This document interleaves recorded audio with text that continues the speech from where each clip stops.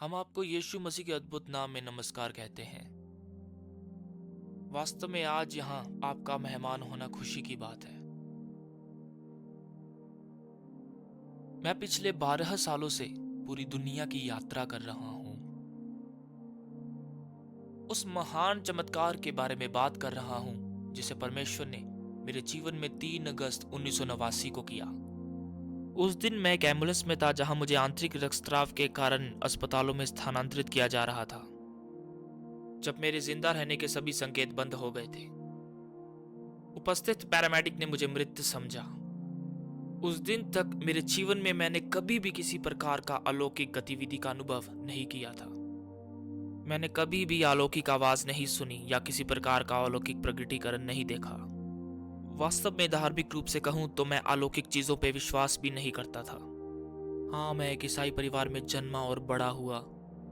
मैं 64 साल पहले महान मंदी के दौरान पैदा हुआ, जो इस देश के इतिहास के सबसे कठिन समयों में से एक था। मैं 8 बच्चों वाले परिवार में पैदा हुआ, 7वां जीवित बच्चा था। हम बहुत गरीब परिवार थे। हम देश के बहुत गरीब हिस्से में रहते थे। मेरे पिता पूरी तरह से समर्पित ईसाई थे, मेरा मतलब नया जन्म पाए हुए। उन्होंने सचमुच उस जीवन को जीने की कोशिश की जिसके बारे में वह बात करते थे। उन्होंने अपने बच्चों के सामने उस उदाहरण को स्थापित करने की कोशिश की। वह वास्तविक थे। दूसरे शब्दों में, वह एक सच्चे ईसाई थे। हम उन कठिन दिनों के दौरान काफी संघर्ष करते थे, लेकिन ऐसा लगता था कि परमेश्वर किसी न किसी तरीके से हमें आशीष देते थे। हालांकि हम एक ग्रामीण इलाके में रहते थे, बहुत गरीब ग्रामीण इलाके में। एक बड़ा परिवार जिसमें 8 बच्चे, और कई बार ऐसा समय आता था कि मेरी माँ को 10 लोगों के लिए खाना पकाना पड़ता था। दिन में 3 बार किसी तरह से उस काम को करने का तरीका ढूंढना पड़ता था। उन कठिन महामंदी के वर्षों में हमारे पास सबसे अच्छे कपड़े नहीं थे, लेकिन हमारे पास कपड़े थे, कपड़े जो पर्याप्त थे, और वह हमेशा साफ रहते थे, और हमारा घर भी।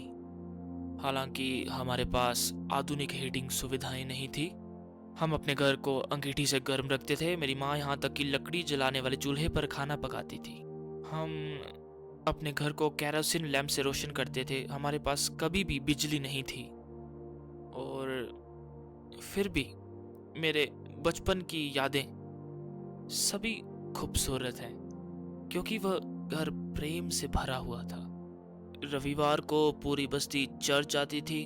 हमारी दुनिया सीमित थी उस समुदाय तक जिसमें हम रहते थे, क्योंकि हमारे पास टेलीफोन संचार नहीं था, हमारे पास वाहन नहीं थे। समुदाय के अधिकतर लोगों के पास वाहन नहीं थे, और अधिकांश समय में हमारे पास 30 के दशक में एक रेडियो भी नहीं था। यह केवल 30 के दशक के अंत की ओर था, जब अर्थव्यवस्था में सुधार होने लगा और उस आधुनिकीकरण ने उस समुदाय में जगह लेना शुरू किया जहां मैं रहता था। 1938 में एक ग्रामीण विद्युत संघ ने हमारे समुदाय में बिजली लाई थी। 1939 में मेरे पिता पहले लोगों में से एक थे जिन्होंने घर में पाइप स्थापित की थी। लेकिन हमारे पास एक अद्भुत जीवन था, बच्चों के रूप में बड़ा होने का शानदार जीवन, क्योंकि वह घर प्रेम से भरा हुआ था। हमारे पास रात में प्रार्थना सभाएं और बाइबल अध्ययन होते थे। हमारे पास सुनने के लिए रेडियो नहीं था, हमारे पास कोई मिलने नहीं आता था, इसलिए रात में मेरे पिता हमें बाइबल पढ़कर सुनाते थे। और यह बाइबल की शिक्षाओं के माध्यम से था कि हमारे परिवार के नैतिक चरित्र की स्थापना हुई। एक दूसरे के प्रति प्यार और सम्मान, और समुदाय के लोगों के प्रति प्यार और सम्मान, दूसरों की संपत्ति और अधिकारों के प्रति प्यार और सम्मान हमारे पिता की बुनियादी शिक्षा थी, क्योंकि वो जानता था जिस परमेश्वर की हम सेवा करते हैं। आज हमारी दुनिया बहुत बदल गई है। हाल ही में मैंने टेलीविजन पर एक प्रसारित बातचीत का एक कार्यक्रम देखा था। बेटन रूज लुइसियाना से एक माँ वहां एक अतिथि के रूप में आई थी, और उसके बेटे का अपहरण कर लिया गया था। उसे कारजैक कहा गया। एक स्थानीय हाई स्कूल के पार्किंग स्थल से और फिर उसे एक दूर जगह पर ले जाया गया और मार दिया गया। 14-15 साल के लड़के को दूसरे 14-15 साल के लड़के ने मार डाला। जब वह बाहर आई उस कार्यक्रम में उन्होंने एक बयान दिया कि ऐसा लगता है जैसे हम बंधक बनाए जा रहे हैं अपने ही बच्चों द्वारा। पिछले सप्ताह मैंने जैक्सन क्लियर लेगर पेपर में एक लेख पढ़ा जिसका शीर्षक था बच्चे बच्चों को मार रहे हैं। ऐसी घटनाओं में एक चिंताजनक वृद्धि। 15 साल पहले, सिर्फ 15 साल पहले एक बच्चे का दूसरे बच्चे की हत्या करना या किसी भी तरह की हत्या में शामिल होना इतना अकल्पनीय होता कि यह देश के हर अखबार में सुर्खियों में होता, हर जगह, दुनिया भर में, पूरे संयुक्त राज्य अमेरिका में। लेकिन यह इतना सामान्य हो गया है सिर्फ 15 वर्षों के भीतर कि अब यह सुर्खियां नहीं बनती, यह अब खबर नहीं रही, यह एक दैनिक घटना बन गई है। बच्चे बंदूक लेकर घूमते हैं, बच्चे बच्चों को मार रहे हैं। मैं कुछ हफ्ते पहले मिशिगन डेट्रॉइट में था। डेट्रॉइट की फ्री प्रेस में पढ़ रहा था, जहां किसी स्थानीय शिक्षक संघ के सदस्य ने डेट्रॉइट के सार्वजनिक स्कूल सिस्टम में शिक्षकों के लिए एक मुकाबला वेतन का प्रस्ताव रखा था। यह कोई मजाक नहीं था, यह एक गंभीर प्रस्ताव था, क्योंकि हर दिन शिक्षक डेट्रॉइट के सार्वजनिक स्कूल सिस्टम में जाते हैं तो वह अपनी जान जोखिम में डालते हैं। मुझे लगता है कि लगभग एक महीने में औसतन एक ही स्कूल सिस्टम में हत्या कर दी जाती है। शिक्षक नहीं बल्कि बच्चे स्कूल सिस्टम में बच्चे बच्चों को मार रहे हैं। वॉशिंगटन डीसी लगभग उतना ही बुरा है और अमेरिका में अन्य मुख्य शहरी क्षेत्र भी, अमेरिका के मुख्य शहरी क्षेत्र, दुनिया का सबसे हिंसक देश, अब तक का सबसे हिंसक समाज। फिर भी जॉर्ज गैलप द्वारा कराए गए एक सर्वेक्षण में 94% अमेरिकी लोग परमेश्वर पर विश्वास करने का दावा करते हैं। एक अन्य सर्वेक्षण में 86.5% ने यीशु मसीह पे विश्वास करने का दावा किया। सर्वेक्षण से पता चलता है कि लगभग 41% लोग नियमित रूप से चर्च जाते हैं। लगभग 30% लोग दावा करते हैं कि उन्होंने एक नए जन्म का अनुभव किया है। यह दुनिया का सबसे ऊंचा अनुपात होगा। फिर भी हमारे पास दुनिया का सबसे हिंसक समाज है जो इतिहास में कभी नहीं देखा गया। इतिहास की तुलना में जो आज हो रहा है वह फीका पड़ जाता है। क्यों? यह क्यों हो रहा है? यह वह प्रश्न है जो हम पूछ रहे हैं। उत्तर प्राप्त करने के लिए हमें बाइबल की ओर जाना होगा। बाइबल हमें बताती है, भविष्यवक्ताओं ने हमें चेतावनी दी थी कि एक ऐसे राष्ट्र के साथ क्या होगा जो परमेश्वर को त्याग देंगे। एक राष्ट्र जिसे परमेश्वर ने कुछ भी न होने से लेकर उन्हें पर्वत की चोटी पर सबसे शक्तिशाली शक्ति का शिखर बनने के लिए बिठाया पूरी दुनिया में से। वह क्या करेगा जब वो लोग उससे मुड़ जाएंगे? उसने यशायाह भविष्यवक्ता से कहा, अध्याय 3 पद 4, मैं बच्चों को उनके शासक बनाऊंगा और बालक उन पर राज्य करेंगे, और लोग एक दूसरे द्वारा और प्रत्येक अपने पड़ोसी द्वारा सताए जाएंगे, और बच्चे प्राचीनों के खिलाफ घमंड करेंगे और नीच आदरणीयों के खिलाफ। सफेद बालों का कोई आदर नहीं होगा, किसी उम्र, किसी बुजुर्ग का कोई आदर नहीं होगा। यह एक हिंसक समाज होगा। पद 12 में कहा गया, मेरी प्रजा के लिए बच्चे उनके अत्याचारी होंगे। यह कितना सच है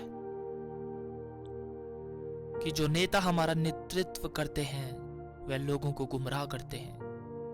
कितना सच है, हम अंधाधुंध अनुसरण करते हैं उन लोगों का जो परमेश्वर को नहीं जानते। हमारी सरकार, हमारी पूर्व सरकार की स्थापना वास्तव में उच्च नैतिक चरित्र वाले सम्मानित लोगों द्वारा की गई थी, जिन्होंने निश्चय बाइबल के ईसाई सिद्धांतों और ईसाई मूल्यों को अपनाया था। हमारे प्रारंभिक राष्ट्रपति एडम ने कहा था कि हमारी सरकार का रूप केवल तभी जीवित रह सकता है जब उच्च नैतिक चरित्र वाले ईसाई व्यक्ति इसे नेतृत्व करने की जिम्मेदारी लें। प्रारंभिक सुप्रीम कोर्ट के एक निर्णय में वास्तव में अमेरिका को एक ईसाई राष्ट्र घोषित किया गया था। हाल ही में मिसिसिपी राज्य के एक गवर्नर ने सार्वजनिक रूप से यह कहा कि अमेरिका एक ईसाई राष्ट्र है, और इससे पहले कि यह बयान फैले उन्हें रब्बियों और पादरियों द्वारा आलोचना का सामना करना पड़ा। उन्होंने कहा, बाकी सभी विश्वासों का क्या?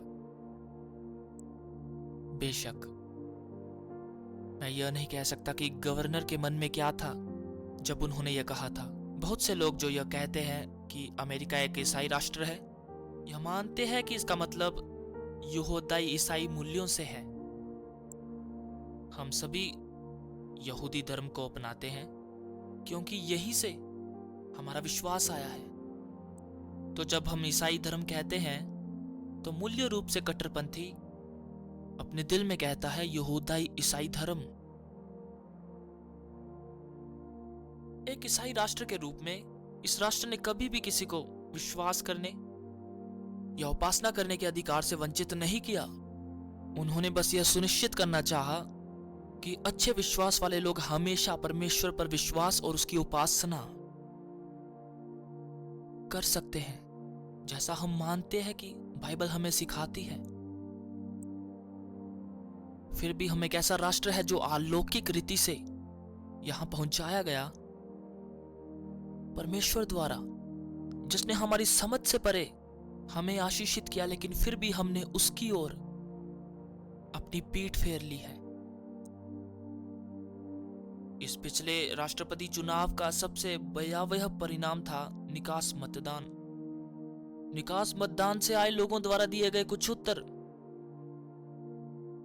केवल 12% अमेरिकी जिन्होंने मतदान किया था नैतिकता को जरूरी मुद्दा माना। केवल 12% अमेरिकी मतदाताओं ने नैतिकता के मुद्दे को राष्ट्रपति चुनाव में महत्वपूर्ण माना। हैरानी की बात है ना? जब प्रारंभिक संस्थापकों ने कहा कि यह सरकार तभी जीवित रह सकती है जब तक कि उच्च नैतिक चरित्र वाले और ईसाई सिद्धांतों वाले लोग इसे नेतृत्व करने के लिए चुने जाएं, तो हमने परमेश्वर की ओर अपनी पीठ कर ली है, और इसका परिणाम यह हुआ है कि बच्चे हमारे अत्याचारी बन गए हैं। ओह, हम एक हिंसक राष्ट्र देखते हैं, एक हिंसक समाज देखते हैं जहां रक्त बहाया जाता है। हमारे शहर की गलियों में हर दिन और जब मैं बच्चा था हमारे पास कोई ताले नहीं थे। हमारे घर में कोई ताले नहीं थे, हमारी इमारतों में कोई ताले नहीं थे, कहीं भी नहीं। अब कुछ भी सुरक्षित नहीं रहा।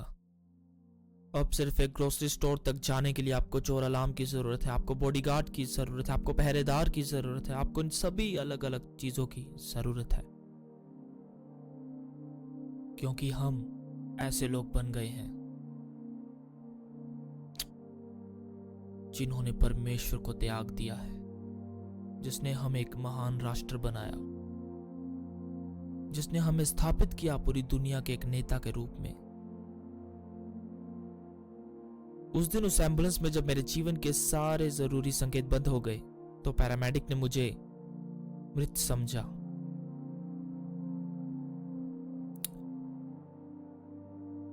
उसने रेडियो माइक्रोफोन उठाया, उसने अस्पताल को फोन किया, उसने रिपोर्ट किया कि रोगी मर गया है, जीवन के सारे जरूरी संकेत बंद हो गए हैं। उसे पुनर्जीवित करने के लिए आपातकालीन कक्ष को तैयार करें और एक चिकित्सक को रैंप पर हमसे मिलने दे। लगभग 13 से 15 मिनट बाद हमारी एम्बुलेंस मैक को मिसिसिपी में south west regional medical centre के आपातकालीन रैंप में भेजी गई। डॉक्टर रॉस सर्जरी के प्रमुख उस रैंप पर खड़े थे। जैसे ही उन्होंने मुझे एम्बुलेंस से बाहर निकाला, उन्होंने उस रैंप पर मेरी छाती को काट दिया और सीधे एक मुख्य शिरा में रक्त का संचार शुरू कर दिया। लगभग 1 मिनट बाद उन्होंने मुझे आपातकालीन कक्ष में पहुंचा दिया। डॉक्टर रॉस ने 6 अन्य चिकित्सकों की सहायता से शाम 5 बजे से इस शरीर पर रात 12 बजे तक काम किया। उन्होंने बहुत जल्दी मेरे जीवन के जरूरी संकेत बहाल कर दिए, लेकिन वह उन्हें स्थिर करने में सफल नहीं हो सके। रात तक ऐसा ही रहा, इससे पहले कि उन्हें लगा कि मुझे आपातकालीन कक्ष से आईसीयू में स्थानांतरित करना सुरक्षित है। ठीक आधी रात को वह मुझे वहां ले गए। डॉक्टर रॉज और उनके कुछ सहायक वहां मुझ पर काम करते रहे सुबह के शुरुआती घंटों तक। शनिवार सुबह 6 बजे के आसपास मेरे जीवन के जरूरी संकेत फिर से बंद होने लगे। इस समय पर डॉक्टर रॉस ने बाहर आकर मेरी पत्नी से बात की। उसने पहले ही शाम को उसे बता दिया था कि इसमें बड़ी सर्जरी की आवश्यकता होगी। वो उसके साथ ईमानदार थे। उन्होंने अपनी चिकित्सा राय में उसे बताया कि मैं उस सर्जरी से नहीं बच सकता। कोई भी इंसान जिसने इतना खून खो दिया हो जितना मैंने खोया, वह नहीं बच सकता। लेकिन सभी अन्य विकल्पों का उपयोग करने के बाद उन्होंने सर्जरी की सलाह दी। उन्होंने इसे उस दोपहर 4 से 6 बजे के बीच किसी समय पूरा किया। डॉक्टर रॉस ने शुक्रवार शाम 5 बजे उस रैंप पर मुझसे मुलाकात की थी। अब मेरी जानकारी के अनुसार वह शनिवार शाम 6 बजे तक अपने घर नहीं गए थे। जहां भी मैं यह गवाही देने जाता हूं, मैं हमेशा इस हिस्से को उन चिकित्सा लोगों के समर्पण के रूप में, एक गवाही के रूप में शामिल करने की कोशिश करता हूं। मैं परमेश्वर की स्तुति करता हूं उस तरह के समर्पण के लिए। यह आज बहुत ही दुर्लभ बात है। मैं परमेश्वर का धन्यवाद करता हूं हर नर्स, हर टेक्नीशियन और हर डॉक्टर के लिए, जिन्होंने उस लंबी और कठिन लड़ाई में इतनी लंबी और कठिन मेहनत की ताकि इस मानव शरीर में जो भी जीवन की चिंगारी थी उसे जलाया जा सके। जिस तरह उन्होंने शुक्रवार दोपहर 4:45 से लेकर सोमवार सुबह 7 बजे तक मेहनत से काम किया। लेकिन जबकि उन अच्छे और अद्भुत चिकित्सक लोगों ने इस शरीर पर मेहनत से काम किया, मैं उसमें था भी नहीं और उन्हें यह पता भी नहीं था। उस एम्बुलेंस में जो भी सांस मुझ तक आ रही थी वह मेरी इच्छा शक्ति की पूरी ताकत का परिणाम थी। मुझसे जितना हो सके उतनी कड़ी मेहनत मैंने की थी सांस लेने के लिए, और उतनी ही मेहनत सांस छोड़ने के लिए। कुछ भी आसानी से नहीं था। जब मैं छोटे अस्पताल से निकला तो उन्हें यह नहीं पता था कि आंतरिक रक्तस्राव कहाँ था, और क्योंकि उन्हें यह नहीं पता था कि आंतरिक रक्तस्राव कहाँ था, इसलिए उन्होंने मुझे कोई दर्द निवारक दवा नहीं दी। मेरे अंदर कोई दर्द निवारक दवाई नहीं थी। मैं एक ऐसी अवस्था में पहुंच गया था कि मैं उस दर्द को सहन नहीं कर सकता था। कोई इंसान नहीं कर पाता। यह कुछ ऐसा था कि मैं अपनी पूरी ताकत से परमेश्वर से उस दर्द से राहत पाने के लिए चिल्ला रहा हूं, और अचानक रोशनी चली गई। अचानक मैं एक अंधकार के पर्दे के पार चला गया, इतना विशाल कि अपनी सबसे जंगली कल्पना में भी आप यह नहीं सोच सकते कि इस पर्दे को पार करना कैसा होता है। अब मैं आपको यह बताने में सक्षम नहीं हूं कि इस पर्दे को पार करना कैसा होता है, क्योंकि मेरे पास शब्द नहीं है। यहां तक कि अगर मेरे पास शब्द भी होते तो आप इसे समझ नहीं पाते। लेकिन चिंता न करिए, आप इसे एक दिन जान लेंगे। आप उस रास्ते पर एक दिन जा रहे हैं। बाइबल इस पर्दे को मृत्यु की छाया की गाड़ी के रूप में संदर्भित करती है। कुछ ईसाई इसे यर्दन पार करना कहते हैं। देखिए, यह पर्दा इस दुनिया में नहीं है, और ना ही यह उस दुनिया में है जो आने वाली है। यह केवल एक पुल है, रास्ता है, दरवाजा है, या दोनों के बीच की घाटी है। जब हम इस जीवन को छोड़कर उस जीवन में जाएंगे तो हम सब गुजरेंगे उस मृत्यु की छाया की घाटी में से होकर, क्योंकि यह पर्दा दोनों ही दुनिया में नहीं है। इस पर्दे में कोई रोशनी नहीं है। यह पूरी तरह से पूर्ण अंधकार है। मुझे लगता है ऐसा इसलिए है क्योंकि मैंने कभी भी पूर्ण अंधकार का अनुभव नहीं किया था इससे पहले। मुझे लगता है कि यही वह कारण है जिसने मुझे कुछ समय के लिए अकेला और त्यागा हुआ महसूस कराया। अचानक उस विशाल अंधकार से एक वस्तु आई, जैसे एक टिकर टेप जो अंतरिक्ष में लटका हुआ था, बस मेरी आंखों के सामने घूमता रहा। यह पवित्र शास्त्र का एक वचन था जो बाइबल से था। जैसे ही यह घूम रहा था, मैंने उसे पढ़ना शुरू किया। इब्रानियों अध्याय 9 पद 27। मनुष्यों के लिए एक बार मरना और उसके बाद न्याय का होना नियुक्त है। यह परमेश्वर का मेरे सामने अलौकिक रूप से प्रकट करने का तरीका था कि मेरी मृत्यु का समय आ गया है। मैं मरना नहीं चाहता था। मैं मरने के लिए घर से बाहर नहीं निकला था। मैं घर से बाहर निकलते समय बीमार नहीं था। मैं एक चुनाव जीतने के लिए घर से बाहर निकला था। मैं एक राजनीतिक अभियान में शामिल था। मुझे लगा कि मेरे पास जीतने का मौका है। सच में मैं मरने की उम्मीद नहीं कर रहा था। मैं तुरंत मरना नहीं चाहता था। अचानक पवित्र आत्मा ने मेरी ओर से मध्यस्थता करना शुरू किया। मैंने उसे पहचाना भी नहीं। मुझे इससे पहले अलौकिक के बारे में सिखाया नहीं गया था। हालांकि मैं एक पारंपरिक कट्टरपंथी ईसाई परिवार में पला बड़ा था। मुझे प्रेम, दया, अनुग्रह और उद्धार के सिद्धांतों के बारे में सिखाया गया था, लेकिन मुझे कभी भी अलौकिक के बारे में नहीं सिखाया गया। मुझे कभी भी शैतान या दुष्ट आत्माओं के बारे में सिखाया नहीं गया। ओह, मुझे पता था कि बाइबल शैतान और दुष्ट आत्माओं के बारे में क्या कहती है, लेकिन मैंने इसे कभी भी इतना ज़रूरी नहीं माना, क्योंकि यह मेरे पारंपरिक पालन पोषण या पारंपरिक प्रशिक्षण का हिस्सा नहीं था। निश्चित रूप से अलौकिक मेरे प्रशिक्षण का हिस्सा नहीं था। मुझे कभी भी पवित्र आत्मा की अद्भुत गतिविधियों के बारे में सिखाया नहीं गया था। लेकिन एक चीज जो मुझे सिखाई गई थी वह थी परमेश्वर के वचन की प्रामाणिकता और अखंडता का सम्मान करना। देखिए, मैंने परमेश्वर के वचन पर विश्वास किया। यही एक चीज थी जो मेरे लिए काम कर रही थी। मैंने परमेश्वर के वचन पर विश्वास किया। सबसे पहली चीज जो पवित्र आत्मा ने की वह थी मेरे मन को इजराइल के राजा हिजकिय्याह के ज्ञान से भर देना। वह अच्छा राजा जो मरना नहीं चाहता था। जब परमेश्वर ने उस पर प्रकट किया कि उसकी मृत्यु का समय आ गया है, उसने परमेश्वर की दुहाई दी। परमेश्वर ने उसकी विनती सुनी और उसने उसके जीवन को 15 साल के लिए बढ़ा दिया। आप इसे यशायाह अध्याय 38 पद 1 से 5 में पढ़ सकते हैं। यहाँ परमेश्वर का मुझ पर अलौकिक रूप से प्रकट करने का तरीका है कि मेरी मृत्यु का समय आ पहुंचा है। वैसे मैं आत्मिक रीति से इतना तेज नहीं था कि समझ सकूं परमेश्वर क्या कर रहा है।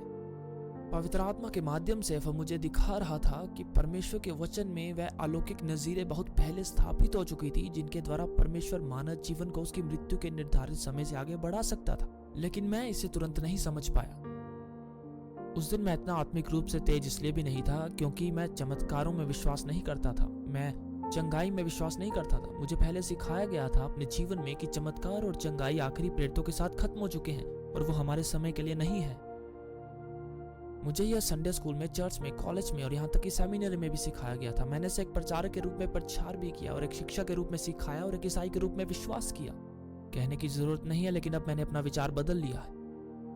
देखिए, वह परमेश्वर जिसे मैं जानता हूं, जिसने मुझे यहाँ आज रखा है, जिसने लाजर को मरे हुओं में से जी लाया, और आज भी वह बिल्कुल नहीं बदला है। और आज भी वही परमेश्वर है जैसा उस दिन था जब उसने लाजर को कब्र में से बुलाया। और फिर उसने मेरे मन को 8 अलग अलग व्यक्तियों के ज्ञान से भर दिया जिन्हें परमेश्वर ने इस बाइबल में मरे हुओं में से जिलाया था। ऐसे 8 व्यक्ति हैं। अचानक मैंने इसे समझ लिया। मैं मरना नहीं चाहता था। हिजकिय्याह की तरह मैंने एक छोटी प्रार्थना में परमेश्वर को पुकारा। मैंने उससे मेरी उम्र बढ़ाने के लिए प्रार्थना की। तुरंत उस प्रार्थना के बाद मुझे मेरे जीवन का सबसे पहला अलौकिक अनुभव हुआ। हालांकि मुझे तुरंत कुछ भी नहीं दिखा। उस विशाल अंधकार में से एक आवाज ने मुझसे बात की, एक अलौकिक श्रव्य आवाज। लेकिन क्या आवाज थी? किसी भी मनुष्य ने ऐसी आवाज कभी सुनी नहीं होगी। ओह, कितनी सुंदर, कितनी मीठी, पूरी ही तरह से आकर्षक। अगर मेरे पास दुनिया की सारी भाषाओं में सभी शब्द होते तो भी मैं कभी भी इस आवाज का वर्णन नहीं कर पाता। कितनी मीठी, पूरी तरह से आकर्षक, अपने वश में कर लेने वाली। इस आवाज के स्वर ने ही बता दिया था कि बोलने वाला परमेश्वर था। और जैसा कि आवाज ने मुझसे कहा, रुको, सांस मत लो, अब और दर्द नहीं, शांति, आराम, सुरक्षा, बस सांस मत लो। खैर, 30 से भी अधिक सालों तक मैंने परमेश्वर की सेवा करने का दावा किया था। आप कल्पना कर सकते हैं कि मैं क्या करने जा रहा हूं। आज्ञा मानने के लिए अपनी पूरी कोशिश, एक आखिरी प्रयास में जितना मुझसे हो सका मैंने अपनी पूरी ताकत जुटाने की कोशिश की। जब अचानक से जब मैं जितनी जोर से चिल्ला सकता था, मेरी आत्मा ने मुझे एक एहसास कराया। नहीं, मैं क्या कर रहा हूं? मैंने परमेश्वर से उम्र बढ़ाने के लिए प्रार्थना की, अगर सांस नहीं लूंगा तो मर जाऊंगा। तुम परमेश्वर नहीं हो। इस घोषणा के साथ शैतान मुझसे भाग गया। वहां आंसुओं के पर्दे के पार, मौत की घाटी में, द्वार पर उसने मुझसे झूठ बोला था। उसने मुझे कहा कि वह परमेश्वर है। वह मुझे मार नहीं सकता था। उसे मुझे मारने के लिए मुझे मजबूर करना पड़ा, मेरी जीवित रहने की इच्छा को कम करने के द्वारा। आपको पता होना चाहिए कि आपसे कौन सा आत्मा बात कर रहा है। आपका जीवन इस पर निर्भर कर सकता है। आपको ऐसा नहीं लगता? हाँ, मेरे पास आपके लिए खबर है। आप जितनी चाहे उतनी कोशिश कर लें, लेकिन आप उस पर्दे को एक दिन पार करेंगे। मान लीजिए, बस मान लीजिए, आपको उस पर्दे के दूसरी तरफ अपनी अंतिम लड़ाई लड़नी है, या उस पर्दे में जैसे मुझे अपनी लड़ाई लड़नी पड़ी थी। कैसे? आप नकली को पहचानेंगे, या फिर आप मेरे जैसे होंगे। कभी भी अपने पूरे जीवन में शैतान का उपदेश नहीं सुना था। किसी ने मुझे नहीं बताया था कि उसे कैसे पहचाना जाए। मुझे नहीं पता था कि उससे मुझे मिलना है। हर दिन मुझे उससे मिलना होगा, मुझे उसका विरोध करना होगा और मुझे उसे हराना होगा, या वो मुझे हरा देगा। यह एक रोज की लड़ाई है। जब मैंने शैतान का विरोध किया और वह मुझसे भाग गया, स्वर्गदूत मेरे चारों ओर थे। वे हमेशा से वहां थे। जब तक मैंने शैतान का विरोध नहीं किया, उन्होंने अपनी उपस्थिति प्रकट नहीं की। उन्होंने मेरी आत्मा को शरीर से बाहर निकाला, अंधकार और प्रकाश से बाहर। मैंने वह पर्दा पार कर लिया था। मैं दूसरी तरफ था। वो एम्बुलेंस जो सड़क पर जा रही थी, उसमें हॉवर्ड पेटमैन का शरीर था, लेकिन उसमें हॉवर्ड पेटमैन नहीं था। महिमा के स्वर्गदूत हॉवर्ड पेटमैन को दूसरी तरफ ले गए थे। क्या हमें परमेश्वर के वचन में ऐसा कुछ मिलता है? हाँ, बिल्कुल मिलता है। प्रकाशित वाक्य का 4था अध्याय, जहां यूहन्ना का शरीर पतमुस टापू पर था और उसकी आत्मा आत्मिक दुनिया में ले जाई गई। उसे चर्च के इतिहास का एक व्यापक दृश्य दिखाया गया और वापस लाया गया, उसके शरीर में रखा गया और उसने प्रकाशित वाक्य की पुस्तक लिखी। एकमात्र बाइबल की वह पुस्तक जो एक मनुष्य को शरीर से बाहर के अनुभव में दी गई थी। सबसे पहली चीज जो मैं वहां देख पाया, एक आत्मा के रूप में जैसे स्वर्गदूत मेरी आत्मा को आत्मिक दुनिया में ले गए, सबसे पहला दृश्य मुझे देखने को जो मिला वो पवित्र शास्त्र के वचन का व्यापक दृश्य था, जिसमें मैंने इफिसियों की किताब में अध्याय 6 और पद 12 को देखा। जब आप बाइबल में इसे पढ़ते हैं तो यह कहता है, क्योंकि हमारा यह मल्लयुद्ध मांस और लहू से नहीं, परंतु प्रधानों से, अधिकारियों से, संसार के अंधकार के हाकिमों से और दुष्टता की आत्मिक सेनाओं से है जो आकाश में है। अगर आप इसे देखें तो यह शैतानी दुष्ट सरकार का वर्णन है, जहां युद्ध की योजनाएं परमेश्वर के संतों के खिलाफ बनाई जाती हैं। यदि आप एक मसीही हैं तो आप एक लड़ाई में हैं, क्या आप जानते हैं? यदि आप मसीही नहीं हैं तो आप युद्ध में कैदी हैं, क्या आप ये जानते हैं? यह जीवन की सच्चाई है। फर्क नहीं पड़ता आप क्या विश्वास करते और सोचते हैं, यह यीशु मसीह के कहे हुए वचनों को नहीं बदलता। वह कहता है या तो आप मेरे साथ बटोरते हैं या बिखेरते हैं। अगर आप उसके साथ बटोर नहीं रहे हैं तो आप बिखेर रहे हैं।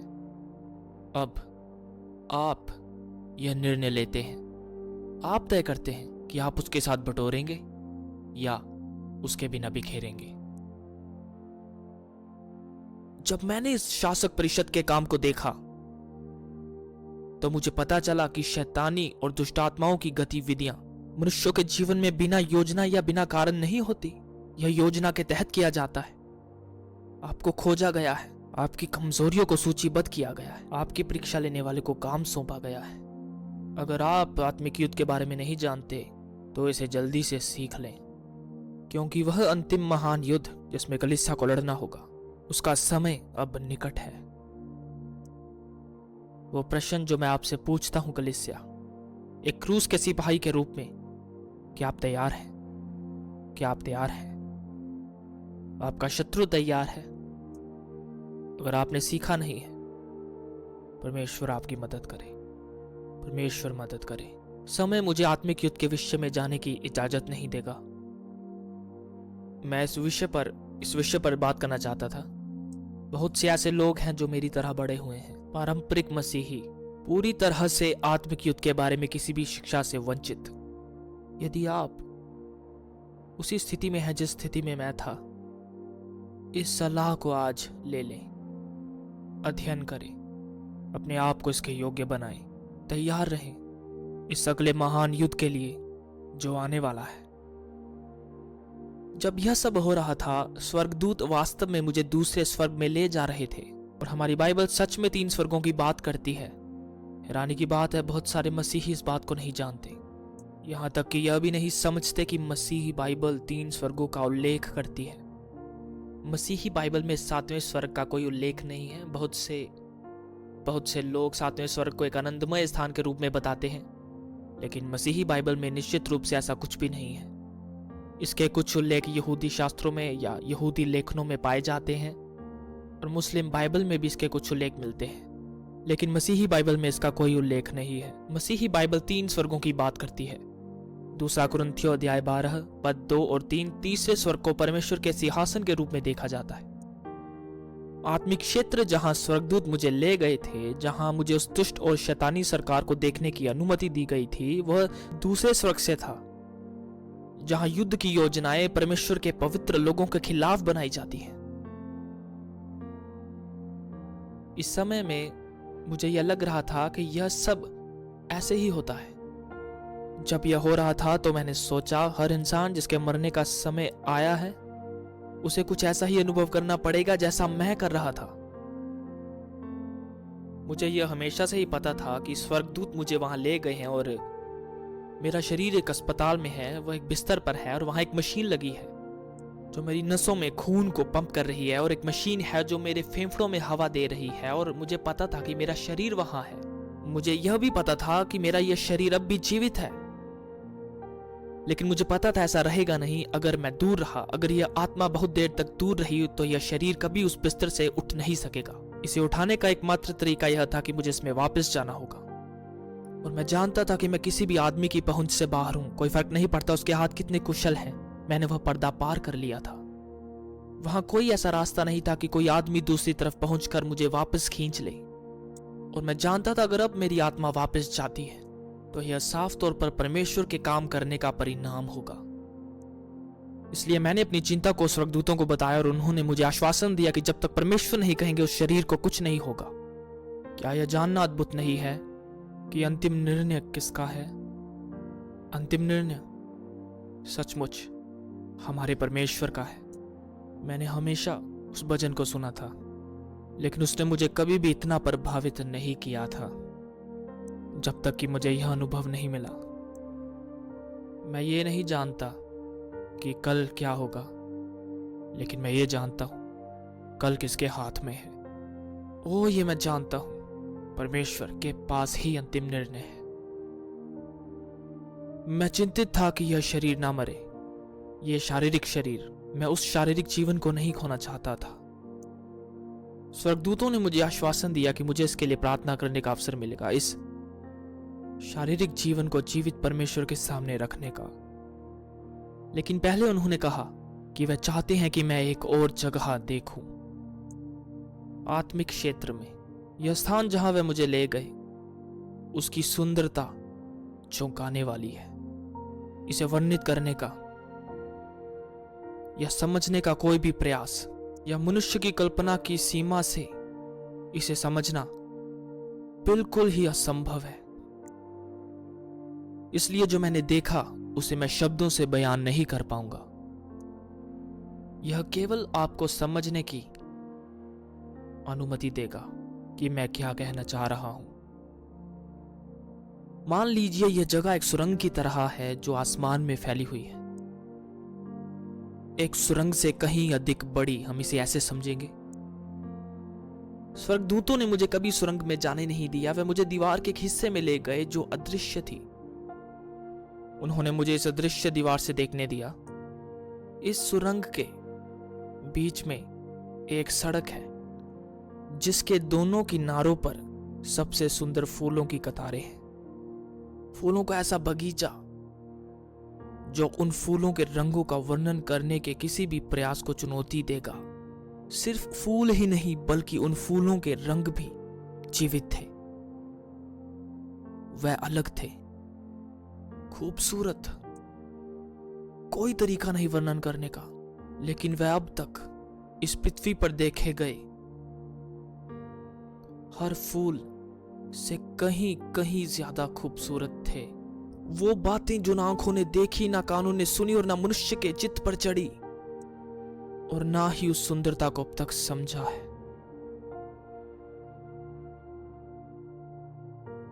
इस सुरंग के सबसे दूर के छोर पर एक चमकीली रोशनी थी, इतनी चमकीली कि कहीं भी कोई छाया नहीं थी, फिर भी इसे आराम से देखा जा सकता था। उस राजमार्ग पर चलते हुए पहली नजर में जो दिखाई दिया वह सामान्य साधारण मनुष्य थे, लेकिन जब मैंने उन्हें करीब से देखा तो मुझे एहसास हुआ कि वह साधारण नहीं थे, वह बिल्कुल असाधारण थे। मैंने मुझे ले जा रहे स्वर्गदूतों से पूछा वह कौन है। उन्होंने मुझसे कहा वह परमेश्वर के बच्चे हैं जो घर जा रहे हैं। परमेश्वर की महिमा हो। मैं जानता था कि बाइबल में एक स्वर्गीय राजमार्ग के बारे में बात की गई है, लेकिन मैंने इसे कभी भी वास्तविकता में नहीं देखा। मैं सोचता था कि यह काल्पनिक रूप से कहा गया है, लेकिन मैं आज आपके सामने गवाही देने के लिए यहाँ हूँ कि एक स्वर्गीय राजमार्ग है जहाँ केवल छुड़ाए हुए लोग ही चल सकते हैं।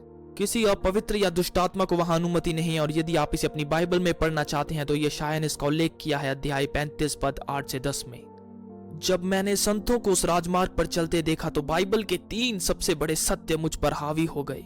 वह इतने अद्भुत है, मैं आपको विश्वास दिलाता हूं, अपनी सीमित अवस्था में आप इसे समझ नहीं सकते। एकमात्र तरीका जिससे आप जान सकते हैं कि वह सत्य है, क्योंकि परमेश्वर ने कहा कि वह सत्य है। जब मैंने उन संतों को देखा तो पहली बात जो मेरे मन में आई वह थी, अरे उनकी कोई उम्र नहीं है, वह बूढ़े नहीं है, वह युवा नहीं है, उनकी कोई भी उम्र नहीं है। इसे समझिए, आप नहीं समझ सकते हैं ना। आपने कभी कुछ ऐसा नहीं देखा जिस पर समय का कोई प्रभाव नहीं, यहां तक नया भी समय से प्रभावित होता है। लेकिन आप देखिए, अनंत काल में समय जैसा कुछ नहीं। इसमें ना कोई शुरुआत ना कोई अंत है, कोई समय नहीं। अपने शब्दकोश में देखिए, कोई समय नहीं। उम्र होने के लिए आपके पास समय होना चाहिए। अगर कोई समय नहीं है तो आपकी कोई उम्र नहीं होगी। जब आप एक ऐसे स्थान पर होंगे जहां समय नहीं है तो बाइबल इसे क्या कहती है? ऐसा स्थान जहां आप कभी बूढ़े नहीं होते। आप बूढ़े नहीं होते क्योंकि वहां पर कोई भी समय नहीं है। आप कहते हैं यह समझने में कठिन है, आपको लगता है यह कठिन है। थोड़ी देर जरा रुकिए, जब मैं आपको अगली बात बताता हूं। कुछ लोगों ने मुझसे ऐसा कहा, ऐसा लग रहा है कि जैसे कि तुम पेड़ से गिरकर सिर के बल गिरे हो। उस दिन उन डॉक्टर्स ने तुम्हारे साथ ऐसा क्या किया? खैर, उन्होंने मेरे साथ ऐसा कुछ नहीं किया, लेकिन मैंने शुरुआत में ही कहा था मैं यहां बताने के लिए आया हूं, मनाने के लिए नहीं। खैर, उन्होंने कहा हमें विश्वास नहीं चाहिए यह पत्थर पर लिखा हो या लाल रंग में लिखा हो। पर मैं ये नहीं कहता ये पत्थर पर लिखा है या नहीं, लेकिन मैं जानता हूं ये लाल रंग में लिखा है। फिर भी बहुत से लोग इस पर विश्वास नहीं करेंगे क्योंकि यह परंपरा के खिलाफ है। आप इसे जानते हैं, परंपरा। अगर आप उसे एक बार अपनी जिंदगी में जगह दे दोगे तो समझो उसे निकालना बहुत मुश्किल हो जाएगा। अगली चीज जो मुझे दिखाई दी वह थी, वाह, वह ना ही पुरुष ना ही स्त्री है। ओह, आप में से कईयों के लिए यह समझना कठिन होगा, है ना? यीशु ने इसकी गवाही दी लूका में, और हाँ, इस बाइबल में 3 बार लाल अक्षरों में लिखा गया, यीशु मसीह प्रभुओं के प्रभु राजाओं के राजा ने गवाही दी। पहली बार उन्होंने मत्ती की किताब अध्याय 22 में इसकी गवाही दी, आयत 15 से 33 में। दूसरी बार उन्होंने मरकुस अध्याय 12 में इसकी गवाही दी, आयत 13 से 27 तक। तीसरी बार उन्होंने इस सत्य की गवाही लूका अध्याय 20 आयत 27 से 37 में दी। लाल रंग में यह लिखा गया है कि स्वर्ग में आपका विवाह नहीं होगा। सिर्फ एक विवाह जो स्वर्ग में होगा, जब मेमना अपनी दुल्हन को ले जाएगा। अब स्वर्ग में विवाह क्यों नहीं होगा? बाइबल यह बताती है, लेकिन सच कहूं तो मुझे बाइबल से इसे प्रमाणित करने में कठिनाई होती है। जानते हैं समस्या क्या है? बाइबल संदेहवादी। जानते हैं ये कौन है? ये बाइबल के विशेषज्ञ हैं। वो बाइबल के बारे में सब कुछ जानते हैं, चाहे आप उनसे पूछिए। जब आप कहते हैं कि बाइबल तो ऐसा कहती है, लेकिन वो कहता है कि इसका वो मतलब नहीं है जो आप समझ रहे हैं, तो आप अपना समय बर्बाद करते हैं जब एक बाइबल संदेहवादी को बाइबल से समझाने की कोशिश करते हैं। अपनी ऊर्जा बर्बाद ना करें। मैंने यह गवाही पिछले 12 वर्षों में दुनिया भर में दी है, लगभग हर दिन किसी ना किसी जगह, और कभी ऐसा नहीं हुआ कि मैंने एक बाइबल संदेहवादी ना पाया हो। शायद इस कमरे से ज्यादा दूर जाने की जरूरत नहीं होगी उसे ढूंढने के लिए, है ना? लेकिन मैं आपको बताता हूं, मैंने कभी किसी शब्दकोश संदेहवादी को नहीं देखा। क्या आपने कभी देखा कि किसी ने शब्दकोश के एक भी शब्द को चुनौती दी हो? यहां तक कि वह पुराने बाइबल संदेहवादी भी शब्दकोश के हर शब्द को ऐसा मानते हैं जैसे वो सुसमाचार हो, है ना? मान लीजिए उन्होंने सुसमाचार को गड़बड़ कर दिया हो, है ना? तो क्या आप मानते हैं कि अगर वैसे शब्दकोश में पढ़ सकते हैं तो वैसे मानते? खैर, आप कर सकते हैं, यह हमेशा से शब्दकोश में है। अगर आप विश्वास नहीं करते तो अभी अपना शब्दकोश उठाइए, उस शब्द आत्मा की परिभाषा देखिए। यह शब्द आत्मा की परिभाषा, जैसा कि अधिकांश बाइबल में हमें दी गई है, आप पाएंगे कि यहां तक कि वेबस्टर के न्यू कॉलेजिएट इंटरनेशनल डिक्शनरी में डेस्क वॉल्यूम में वास्तव में यह समझाया गया है कि स्वर्ग में कोई विवाह नहीं होगा, क्योंकि आप यह पाएंगे कि सभी आत्माएं लिंगहीन हैं। लिंग को नश्वर शरीर को प्रजनन के उद्देश्य से दिया गया था। अमर आत्माएं प्रजनन नहीं करती, इसलिए वह लिंगहीन होती है। तीसरा और अंतिम सत्य जो मैंने उन संतों को देखकर सीखा जो सुरंग में चलते थे, वह अचानक मुझ पर प्रकट हुआ जब मैंने उन्हें देखा। मैं नहीं बता सकता था कि वे अपने शारीरिक जीवन में कैसे थे। मैं यह नहीं बता सकता था कि वह गोरे, काले या लाल या पीले थे। यह वैसा ही है जैसा गलातियों अध्याय 3 आयत 28 में लिखा है। अब ना कोई यहूदी रहा, ना कोई यूनानी रहा, अब ना कोई दास, ना कोई स्वतंत्र, ना कोई नर, ना कोई नारी, परंतु आप सब मसीह यीशु में एक हैं। अमर आत्माएं जातिहीन होती हैं। अगर आप परमेश्वर के वचन पर विश्वास करें, हालांकि कुछ नहीं करते, परंतु यदि आप विश्वास करें तो यह बाइबल सिखाती है कि अनंत काल में एक अमर आत्मा के रूप में आप आयुहीन, लिंगहीन और जातिहीन होंगे, लेकिन आप वही एकमात्र व्यक्ति रहेंगे जो आप यहाँ पृथ्वी पर हैं। आप जानेंगे और जाने जाएंगे जैसे आप अभी जानते हैं और जाने जाते हैं। बस आप वहां वैसे नहीं दिखेंगे जैसे यहाँ दिखते हैं। और आखिरकार बहुत से लोगों के लिए यह अच्छी खबर है ना? क्या आप जानते हैं, यह बाइबल कहती है कि आप अपने स्वरूप को अपने अस्तित्व के दौरान 3 बार बदलने वाले हैं। आप यह नहीं जानते? इस पुस्तक में यह सैकड़ों वर्षों से लिखा हुआ है। आपको यह पुस्तक पढ़े कितना समय हुआ है? पहला कुरिन्थियों अध्याय 15 आयत 40 को देखिए। यह आपको बताता है कि स्वर्गीय शरीर के स्वरूप और पृथ्वी के शरीर के स्वरूप में अंतर है। लेकिन आयत 44 को देखिए। आयत 44 और भी अधिक स्पष्ट है। यह बताती है कि आपके पास एक शारीरिक शरीर के साथ साथ आत्मिक शरीर भी है। एक आत्मा के रूप में आपके पास एक शरीर होगा।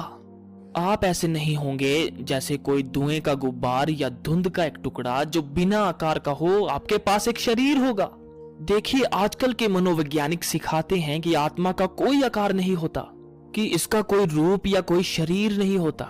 यह बताता है कि वे किस ईश्वर की सेवा करते हैं। यह बाइबल पहला कुरिन्थियों 15 उसकी 44 में बताती है कि आत्मा का एक रूप होता है, इसका एक शरीर होता है। मुझे उस आत्मिक शरीर को देखने की अनुमति दी गई। यह मानव शरीर ही की तरह है। इसमें शरीर की तरह एक सिर, एक धड़, 2 भुजाएं और 2 पैर होते हैं। यह केवल आयु, लिंग या जाति को प्रतिबिंबित नहीं करता, और यह अपने आप ही आपके स्वरूप को बदल देता है। आप उस शरीर में वही है जो आप इस शरीर में है।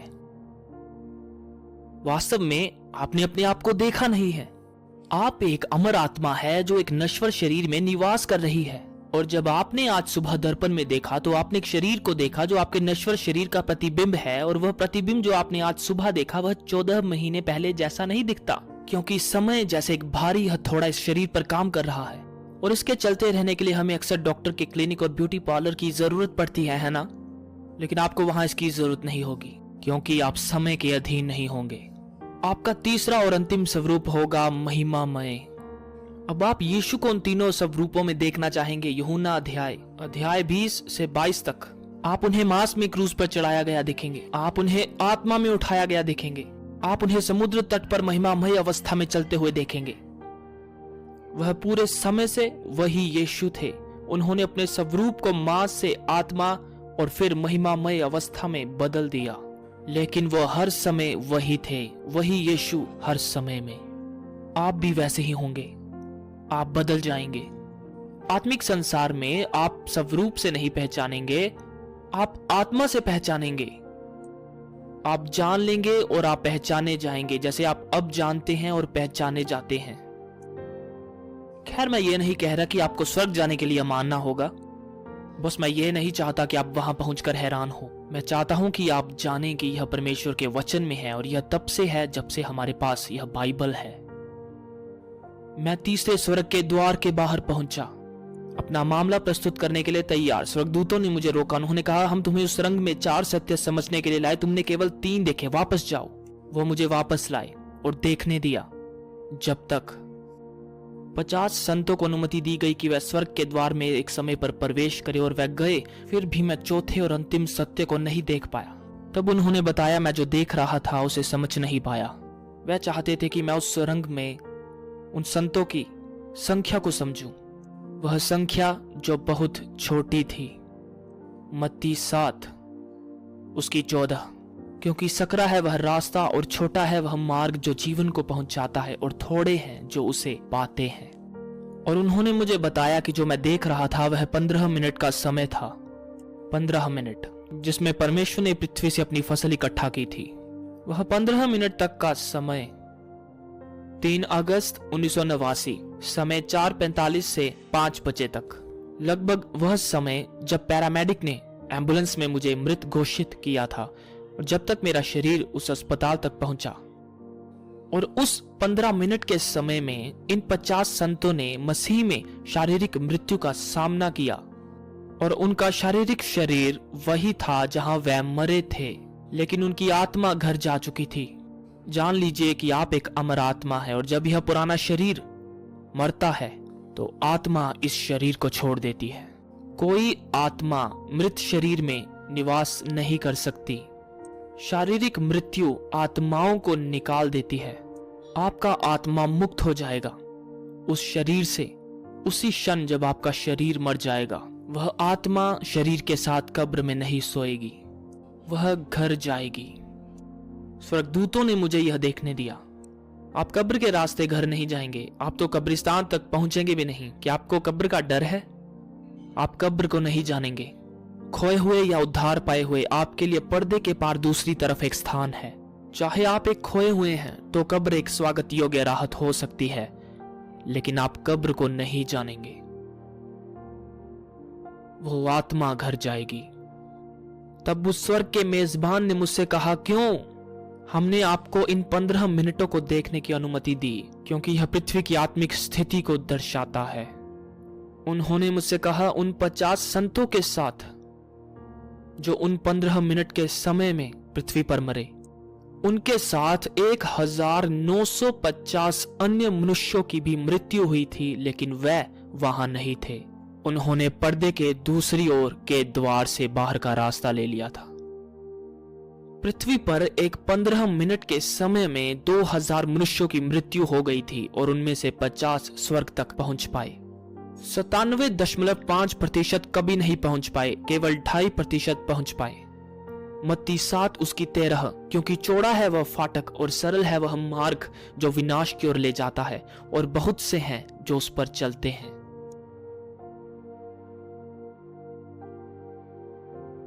एक 15 मिनट के समय का हिस्सा पृथ्वी पर एक विशिष्ट समय।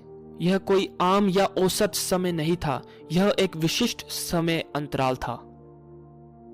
वह 50 संत जो उस निर्धारित समय पर मरे, परमेश्वर की इस पृथ्वी पर फसल को दर्शाते हैं।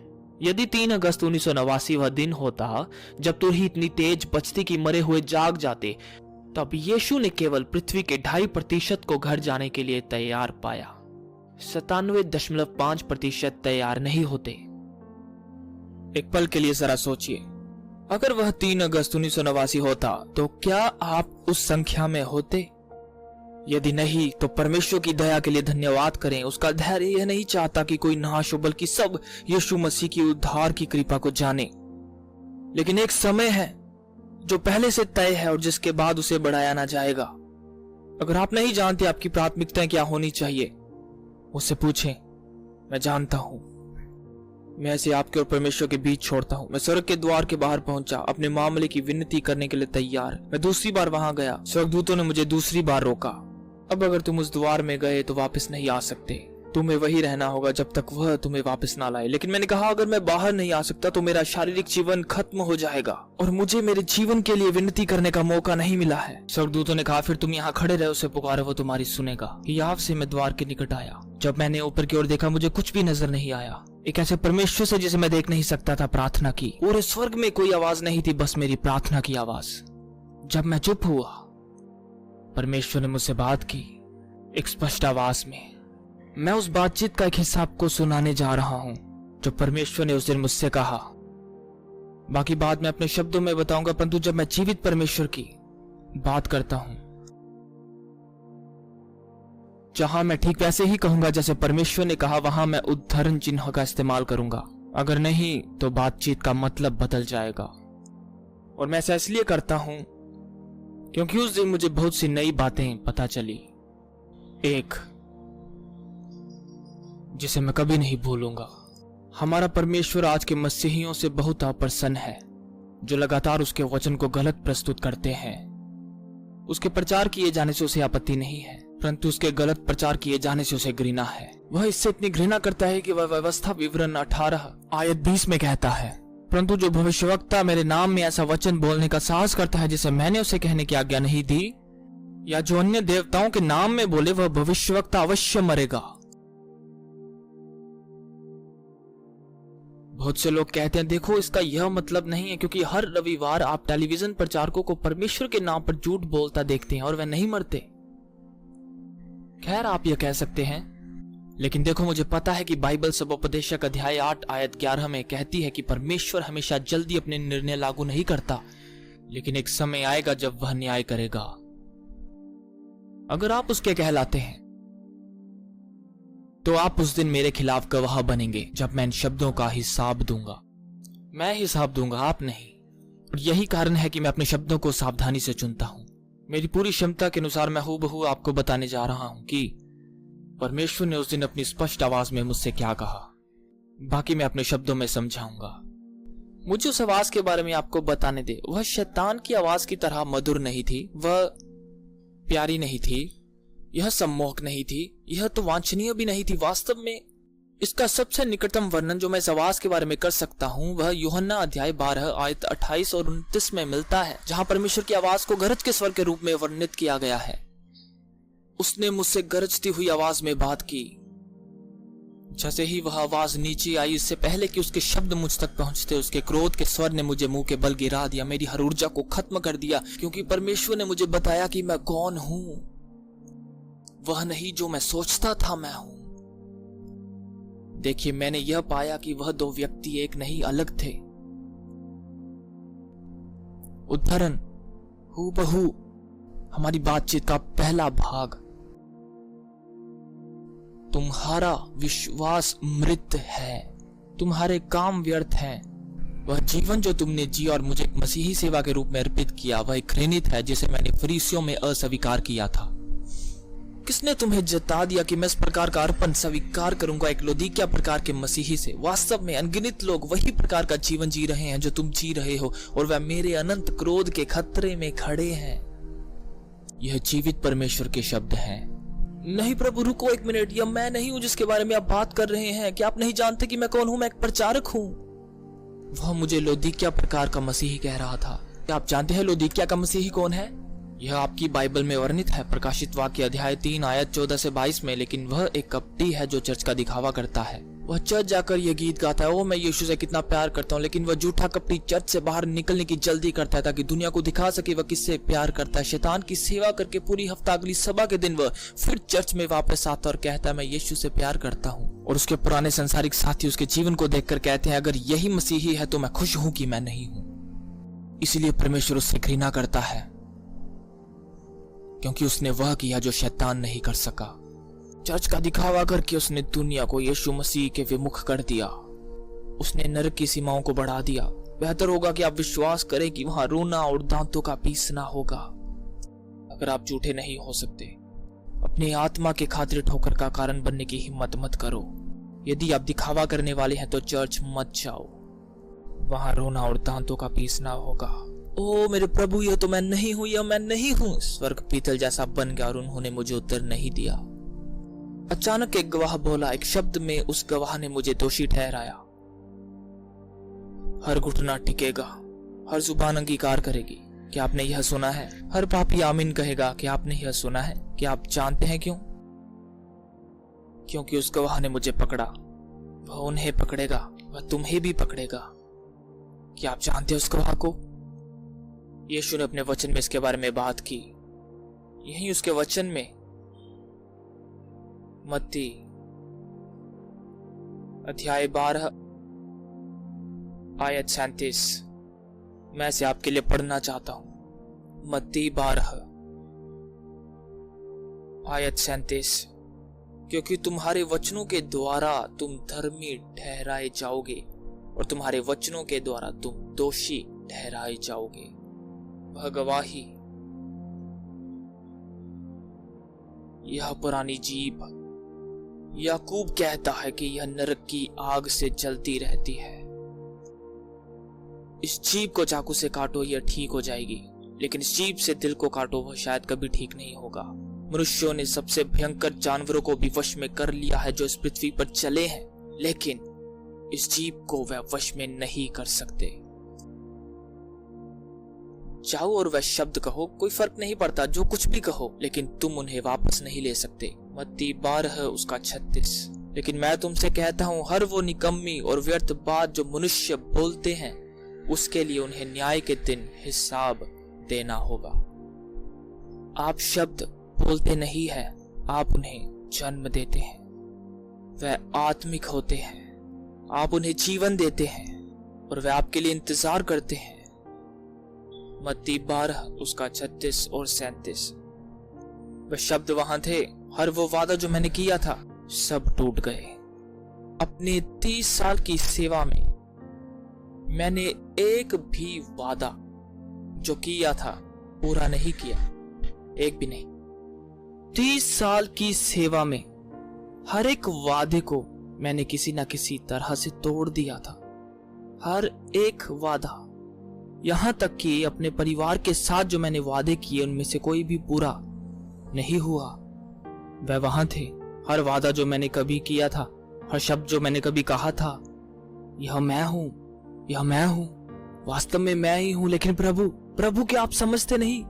मैंने फुटपाथ पर खड़े होकर प्रचार किया फसा के बारे में। मैं जेल गया और कैदियों को प्रचार किया, अस्पताल गया और बीमारों के लिए प्रार्थना की। मैं वहां था जब तुमने फुटपाथ पर प्रचार किया, मैं वहां था जब तुमने अस्पताल के बिस्तर के पास घुटने टेके, मैं वहां था जब तुमने अपना घर दूसरों के लिए खोला। मैंने तेरे कार्य को देखा, सभी वे अच्छे हैं, वे मेरे कार्य थे। वह काम जो मैंने अपनी कलीसिया के लिए निर्धारित किए हैं, वह काम जो मेरे लोग हर दिन मुझे अर्पित करते हैं, लेकिन तुम्हारे मामले में वह व्यर्थ है। तुमने ये मेरे लिए नहीं किए, तुमने ये झूठे देवता के लिए किए। और मैंने अपने वचन निर्गमन अध्याय 20 आयत 5 में कहा, मैं एक चलन रखने वाला परमेश्वर हूं, मेरे सामने कोई अन्य देवता नहीं होगा। लेकिन प्रभु एक मिनट, मैंने ये झूठे देवता के लिए नहीं किया, मैंने ये आपके लिए किया और आपको प्रभु कहा। हाँ, तूने मुझे अपना प्रभु कहा, लेकिन कभी मुझे अपना प्रभु नहीं बनाया। तुम क्या जानते हो, उसे प्रभु कहने से बस एक उपाधि मिलती है। जब तुम उसे अपना प्रभु बनाते हो तो वो तुम्हारे जीवन का मालिक बनता है। प्रभु, मैंने ये सब कुछ तेरे नाम में किया। तूने ये सब मेरे लिए नहीं किया, परंतु एक झूठे देवता के लिए किया। मैं तब तक उसे नहीं पहचान पाया जब तक उसने नाम नहीं लिया। तुरंत मैं उसे पहचान गया, शैतान का सबसे बड़ा झूठा देवता, जिससे तुम्हें सबसे ज्यादा डरना चाहिए। यदि नरक खाली किया जाए तो वहां के 95% लोग उसी झूठे देवता की सेवा करने वाले होंगे। SELF, आपका प्यारा पुराना स्वयं। क्योंकि मेरा स्वयं ही जीवन पर राज कर रहा था, यीशु मसीह के लिए कोई स्थान नहीं था। वो मुझे ले गए, मुझे संभलने का मौका दिया, फिर मुझे वापस लाए और मुझे गिड़गिड़ाने दिया जब तक मेरी आंखों से पर्दा नहीं हटा। अचानक मैं वो देख सका जो वह मुझे दिखाना चाहते थे। मैं उस जीवन के लिए प्रार्थना कर रहा था जो मिट्टी से आया था। वो जीवन मिट्टी में ही लौटने वाला था, चाहे कुछ भी हो। और उस जीवन के भीतर एक अमर जीवन था, एक ऐसा जीवन जो कभी खत्म नहीं होगा, वो जीवन जो उसके लिए अनमोल था। इस सब को रचने वाले प्रभु के सामने मेरे रूप में उसके पूरे राज्य का सबसे छोटा तुच्छ प्राणी खड़ा था, उसके पूरे राज्य में, और वो मेरे लिए दुखी था। वो मेरे लिए दुखी था। अब कुछ और जरूरी नहीं था, ना मेरा जीवन, ना मेरी आत्मा। अब सिर्फ यही मायने रखता था कि मैं फिर से अपने पिता को दुख ना दूं। और जब इस जीवन के कुछ मायने न रहे, उसने मुझे ये जीवन वापस दिया और मुझे वापस भेजा वो करने के लिए जो मैं कर रहा हूं। 5 मुख्य बातें जिन्हें हम खत्म करने वाले हैं। मेरे पास कलीसिया के लिए 5 मुख्य बातों का संदेश है। मुझे अपनी ये गवाही आपके साथ बांटनी थी ताकि आप समझ सकें कि इस कठिन संदेश को देने का अधिकार मुझे क्यों है। मैं आपको अपनी बुलाहट के बारे में बताता हूं। उसने मुझे एक सीमित जिम्मेवारी दी थी और उसने मुझ पर 2 शर्तें रखी थी। पहला, मैं किसी से भी इस गवाही को सुनने की विनती नहीं कर सकता था, लेकिन जहां भी जाऊं मुझे जाकर सुनाना जरूरी था। दूसरा यह कि मैं किसी से मदद नहीं मांग सकता था। पर वह ऐसा क्यों करेगा? किसी पर ऐसी पाबंदियां क्यों लगाएगा? यह जुड़ा था उस सीमित जिम्मेदारी से जो वह मुझे देने वाला था। क्या आप जानते हैं उसने कलीसिया को क्या काम सौंपा है? उसने कलीसिया को संसार में भेजा ताकि वह सुसमाचार सुनाए, और इसके लिए उन्हें किसी निमंत्रण की आवश्यकता नहीं है और इसके लिए किसी मदद की जरूरत नहीं, क्योंकि उन्हें संसार के लिए भेजा गया है। वह मुझे संसार को सुसमाचार सुनाने के लिए वापस नहीं ला रहा था। अगर ऐसा होता तो उसे कलीसिया से जिम्मेदारी लेकर मुझे देनी पड़ती। वो ऐसा करने नहीं जा रहा था। उसने ये काम पहले ही कलीसिया को दे दिया है। वह मुझे एक सीमित जिम्मेदारी देने वाला था।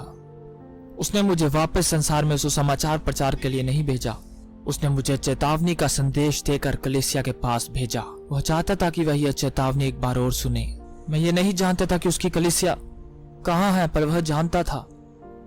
मुझे अपनी सभा चुनने की आजादी नहीं थी, वह खुद मेरे लिए उन्हें चुनेगा। मुझे बस इतना करना था कि जो निमंत्रण आए उसे स्वीकार करूं और समय तय कर लूं। अगर वह निमंत्रण उसकी ओर से नहीं आता तो दरवाजा मेरे पहुंचने से पहले बंद हो जाता। अगर उसका होता, कोई दरवाजा बंद नहीं कर सकता था। उसने मुझे इस मिशन की तैयारी के लिए 9 महीने दिए, 3 अगस्त 1989 से 7 मई 1980 तक। 7 मई के दिन उसने मुझसे कहा, अब जा। 36 महीनों के अंदर यह गवाही पृथ्वी के हर महाद्वीप तक पहुंच गई थी। यह गवाही लगभग हर बड़े मसीही रेडियो और टीवी नेटवर्क पर सुनाई जा चुकी है। उत्तर अमेरिका और दुनिया के ज्यादातर हिस्सों में लगभग हर मसीही संप्रदाय की कम से कम एक सभा ने इसे सुना है, उत्तर अमेरिका और अन्य देशों में। हमने कभी किसी से इसे सुनने को नहीं कहा, फिर भी उसने हमें इसे बांटने में इतना व्यस्त रखा कि 1989 और 1991 में मेरी पत्नी और मैंने घर पर कुल मिलाकर 90 दिन से भी कम समय बिताया। हमने अपने बच्चों और पोते पोतियों को 90 दिन से भी कम देखा। हमने जिंदगी सड़क पर बिताई, हवाई अड्डों के किनारे, मॉल, कलीसिया की पार्किंग, लोगों की गाड़ियों की पार्किंग, होटल, मोटेल, कैंप, जहां भी जगह मिली वहीं सोए, खाए, नहाए, कपड़े बदले और फिर अगली जगह वही संदेश लेकर पहुंचे जो इतना कठोर था कि संसार सुन नहीं सकता और मसीही लोग सुनना नहीं चाहते थे। इस किताब में कहीं नहीं लिखा है कि यह आसान होगा। जो लिखा है वो यह है कि यह संभव होगा। तो आप इस बाइबल को जितना चाहें पढ़ लें, आपको कहीं नहीं मिलेगा कि अपने गुलाब उठाओ और मेरे पीछे चले आओ। लेकिन जो लिखा है वो ये है कि अपना क्रूस उठाओ और मेरे पीछे चले आओ। आज के बहुत से मसीही लोग क्रूस नहीं ढूंढ रहे हैं। क्या कोई सेवक अपने स्वामी से बड़ा हो सकता है? उन 5 बातों में से पहली बात, हम आज जिस युग में जी रहे हैं वह लौदीकिया की कलीसिया का युग है। और दुख के साथ कहना पड़ रहा है कि आज ज्यादातर जो अपने आप को मसीही कहते हैं वह बस नाम के मसीही हैं। वह सिर्फ जुबान से कबूल करते हैं पर उनके दिल में मसीह नहीं है, और जब तक वह जागते नहीं वह उन्हें उगल देगा। और ये कोई मेरी बात नहीं, यह खुद बाइबल में लिखा है, प्रकाशित वाक्य 3 उसकी 16 में। और दूसरी बात, तुम्हारा विरोधी शैतान एक व्यक्तिगत और ताकतवर दुश्मन है जिसकी ताकत को कलीसिया ने बहुत ही कम आंका है। और मैं ये जोर देकर कह रहा हूं, मैं तुम्हें एक पक्का सबूत देने वाला हूं जिससे तुम्हें यह बात समझ आ जाएगी। वो सबूत क्या है? आज की आम कलीसिया की सभाओं को देखिए। दुनिया क्या देखती है? एक ढीला निर्बल समूह, ना कोई प्यार, ना कोई सामर्थ्य, ना कोई करुणा। पूरी की पूरी कलीसिया को दुनिया कैसे देखती है? एक बंटी हुई देह जो 100 टुकड़ों में बंटी हुई है। और ज्यादातर सदस्य एक दूसरे की आलोचना करने में लगे रहते हैं और एक दूसरे से लड़ाई झगड़े करने में लगे रहते हैं, जिससे शैतान को कलीसिया में खुलकर घूमने की छूट मिल जाती है। एक नया जन्म पाए विश्वासी के रूप में शैतान को अपने जीवन में स्थान मत दो। उसे ना डर दो, ना कोई मोह दो। उसे युद्ध भूमि पर सामना करो और उसे पराजित करो। तीसरी बात, अगर तुम परमेश्वर की चमत्कारी सामर्थ अपने जीवन में कभी अनुभव करना चाहते हो तो उस जीवन को केवल बोलना नहीं परंतु जीना होगा। जब वे लोग जहां तुम काम करते हो, खरीदारी करते हो, मेलजोल रखते हो, खाते हो, सोते हो, वे लोग जो तुम्हारी निजी जिंदगी को जानते हैं, जब वे तुम्हारी जिंदगी को देखकर तुम्हारी बातों पर यकीन कर सके, जब तुम यीशु मसीह की गवाही दो और तुम उसका नाम पुकारो तो उम्मीद करो कि वह तुम्हें जवाब देगा। चौथी बात, यीशु मसीह ने मत्ती 24:36 में कहा, उसके पृथ्वी पर दोबारा आगमन से ठीक पहले हालात पृथ्वी पर फिर से वैसे ही हो जाएंगे जैसे नूह के समय से पहले थे। नूह के समय जैसे हालात। उस समय के हालात कुछ ऐसे थे। उस समय इंसान की सिर्फ 2 ही प्राथमिकताएं थी, धन और सुख, सिर्फ धन और सुख, बाकी सब कुछ द्वितीय था। और आज हम वही हैं। अपनी नजरें पूरब के आकाश पर टिकाओ, तुम्हारा उद्धार निकट है, यह बहुत बहुत निकट है। 5वीं बात, वह बात जिससे तुम सबसे ज्यादा जुड़े हो, क्योंकि यह 5वां बिंदु ना होता तो मैं यहां ना होता, क्योंकि यही बिंदु 5वां उसने मुझे वापस भेजा है। वह अपनी सेना इकट्ठा कर रहा है और मैं उसकी सेना का एक हिस्सा हूं। वह इस दुनिया को एक बार फिर हिला देगा। उसने इफिसियों 5:27 में कहा, मैं गौरवशाली कलीसिया तैयार करूंगा जो बिना किसी दाग, झुर्री या कलंक के होगी। अपने चारों ओर देखो हे छोटी कलीसिया, क्या देखती हो? एक दागदार कलीसिया। चाहे जितना भी जोश हो, पर कलीसिया कलंकित है। मैं तुम्हें बताने आया हूं, वो इस दुल्हन से तब तक विवाह ना करेगा जब तक उसे शुद्ध ना कर दे। उसने सजी हुई पोशाक पहन रखी है।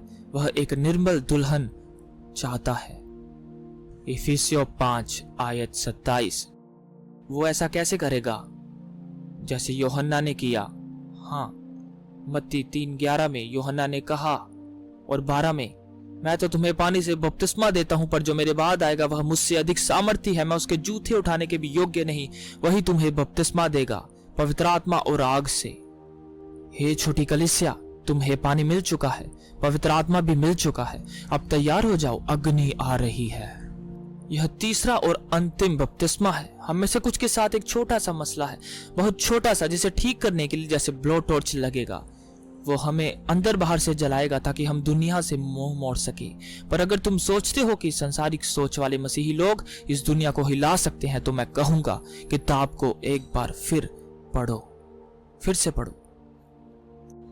मेरा इरादा किसी को चोट पहुंचाने या नीचा दिखाने का नहीं था। ये एक कड़ा संदेश है, ऐसा संदेश जो किसी इंसान से नहीं सुना जा सकता। ये संदेश केवल परमेश्वर के दूत से ही सुनाई देता है और कोई इंसान परमेश्वर के लिए घोषणा नहीं करता। उसने मुझे ये संदेश सुनाने के लिए नहीं, बल्कि उसे पुष्ट करने के लिए वापस भेजा है। उनके लिए जिनके कान आत्मा की आवाज को सुनने के लिए खुले हैं। मैं बस यहाँ पुष्टि करने आया हूँ। देखो, पवित्र आत्मा ही परमेश्वर का घोषक है। अगर आज आप में से कोई ऐसा है और कभी यीशु मसीह के प्रति सार्वजनिक समर्पण नहीं किया है, या फिर अगर तुमने किया भी था और अब गिर चुके हो और अब अपने उद्धार को लेकर परेशान हो, या फिर संदेह का असाधारण बोझ तुम्हारे ऊपर है, जो भी कारण क्यों ना हो जिससे तुम अपने उद्धार पर संदेह कर रहे हो, प्रभु ने तुम्हें आज एक अवसर दिया है ताकि तुम फिर से समर्पण कर सको और सब कुछ ठीक कर सको। अगर तुम इसी समय टीवी स्क्रीन देख रहे हो, इस समय या ऑडियो कैसेट पर यह सुन रहे हो, तो बस अपना हाथ रेडियो या टीवी पर रखो, या अगर आप किसी सभा में बैठे हो तो किसी का हाथ पकड़ लो और मेरे पीछे पीछे यह छोटी प्रार्थना दोहराओ और अपने पूरे दिल से अपने स्वर्गीय पिता से कहो, हे पिता, हम तेरा धन्यवाद करते हैं तेरे वचन के लिए, जिसमें तूने कहा कि अगर हम अपने दिल से विश्वास करें और अपने मुंह से अंगीकार करें और पूरे मन से तेरी ओर फिरें, तो तू हमारी आत्मा को बचाएगा। इस रात, इस सुबह, इस क्षण में मैं अपने दिल से विश्वास करता हूं, मुंह से स्वीकार करता हूं और भरोसा करता हूं अपने मन से, ताकि मैं अपने जीवन से पश्चाताप कर सकूं। इसलिए मैं आज तेरे वचन पर खड़ा हूं। तेरे उसी वचन के अनुसार मैं उद्धार को ग्रहण करता हूं। मैं तेरी क्षमा को स्वीकार करता हूं। मैं तेरा धन्यवाद करता हूं मेरी आत्मा को बचाने के लिए। अब हे पिता, मैं जानता हूं कि हम में से कुछ ने तेरे साथ खेल खेलने की कोशिश की, अपनी निजी जिंदगी का हिस्सा तुझसे छिपाकर। तुझे सिर्फ नाम से प्रभु कहा, लेकिन तुझे सच में प्रभु नहीं बनाया। इसीलिए आज मैं पश्चाताप करता हूं। हम तुझे आमंत्रित करते हैं हमारे जीवन का प्रभु बनने के लिए, और हमें वह बुद्धि दे जिससे हम अपने शत्रु को पहचान सके और हरा सके, क्योंकि तूने अपने वचन में कहा और हमने अपने दिल से विश्वास किया। इसी कारण आज के दिन हम इसे अपने हृदय में ग्रहण करते हैं। तेरे पवित्र नाम में हम प्रार्थना करते हैं, आमीन, आमीन। प्रभु आप सबको आशीष दे। आप सबका बहुत धन्यवाद आज ध्यान से सुनने के लिए। जब तक हम फिर मिलें, यहां या वहां, प्रभु आपके साथ हो, यह हमारी प्रार्थना है।